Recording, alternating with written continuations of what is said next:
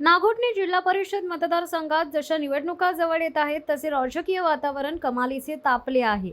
शिवसेनेच्या कार्यकर्त्यांनी मराठी माणूस असलेल्या सुमितदादा काते यांच्या उमेदवारीच खूप मनावर घेतलं असून कार्यकर्त्यांसह मतदार आता सुमितदादा काते यांना निवडून आणण्याकरिता पेटून उठून जीवाचं रान करत असल्याचे अभूतपूर्व सभेवरून दिसून आले।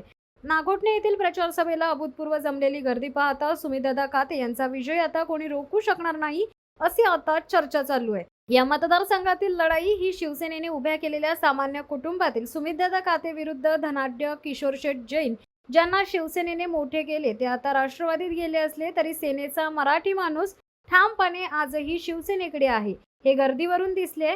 त्यामुळे या मतदारसंघातील आपला विकास हा तरुणांचा बुलंद आवाज ज्या माणसाला नागोठणे जिल्हा परिषद मतदारसंघात शाश्वत विकास करायचा आहे, इथल्या शेतकरी तरुण वर्ग यांसाठी काहीतरी वेगळं करायचंय असा सर्वांचा लोकप्रिय शिवसेनेचा उमेदवार सुमितदादा काते यांना 7 फेब्रुवारी होणाऱ्या निवडणुकीत धनुष्यबाणासमोरील बटन मतदार भरघोस मतांनी विजयी करतील असा विश्वास शिवसेनेकडून व्यक्त केला जातोय। कोल्हाडसाठी शरद जाधव यांचा रिपोर्ट।